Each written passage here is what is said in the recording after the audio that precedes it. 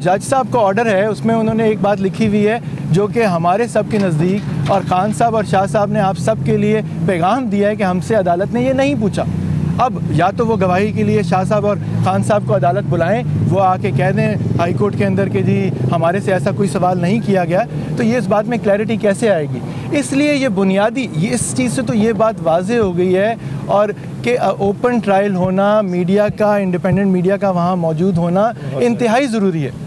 तो इसलिए ये मामला तो उसके बगैर मेरे ख्याल में आगे चलना ही नहीं चाहिए। कि हमारे या अदालत के कहने की बात नहीं है कि थंब इम्प्रेशन या सिग्नेचर चाहिए थे कि नहीं। जो मैंने आपको अभी बताया है कि जो उनका कल का फैसला है, जो हमने आज पढ़ा है अदालत में, उसकी कॉपी नहीं मिली, सिर्फ हमें पढ़ाया गया, उसमें ये लिखा हुआ है कि अदालत ने ये पूछा मुल्ज़िमान से कि आप सिग्नेचर करना चाहेंगे, थंब इम्प्रेशन देना चाहेंगे, तो उन्होंने उससे इनकार किया। मैं इस बात पे कह रहा हूँ कि ये चीज़ हुई ही नहीं, ठीक है। सो ये कैसे आगे चल सकती है। दूसरी बात है, कल हमारी इसके ऊपर बहस ही नहीं हुई थी।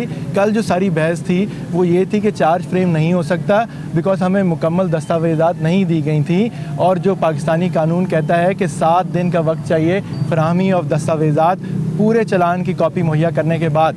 ये अदालत ने माना है प्रोसिक्यूशन से। आप चाहे अगली दफ़ा सवाल पूछ लें कि क्या कल 13 तारीख को हमें अदालत में CDs नहीं दी गई थी, या उससे पहले एक दिन पहले, और कल मिसिंग पेजेस नहीं दिए गए थे। अब उसके बाद 7 दिन कब पूरे होंगे, वो तो अगले हफ्ते होंगे। तो अगर वो 7 दिन पूरे ही नहीं हुए तो चार्ज कैसे फ्रेम हो सकता है, और वो भी चार्ज उस तरह जब हमें पता ही नहीं कि हमें वो चार्जशीट इसलिए पढ़ के सुनाई गई कि चार्ज फ्रेम कर दिया गया। ये बताइएगा कि चार्ज का फ्रेम जो है वो आपको भी नहीं पता, आज आपको पता चला या जो कल चार्ज फ्रेम है तो इसको आप हाई कोर्ट में चैलेंज करेंगे।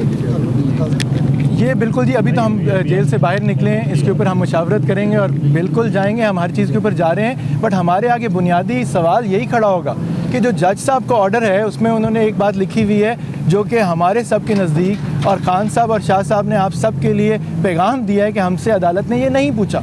अब या तो वो गवाही के लिए शाह साहब और खान साहब को अदालत बुलाएं, वो आके कह दें हाई कोर्ट के अंदर कि जी हमारे से ऐसा कोई सवाल नहीं किया गया, तो ये इस बात में क्लैरिटी कैसे आएगी। इसलिए ये बुनियादी इस चीज़ से तो ये बात वाज़ेह हो गई है, और कि ओपन ट्रायल होना, मीडिया का, इंडिपेंडेंट मीडिया का वहाँ मौजूद होना इंतहाई ज़रूरी है।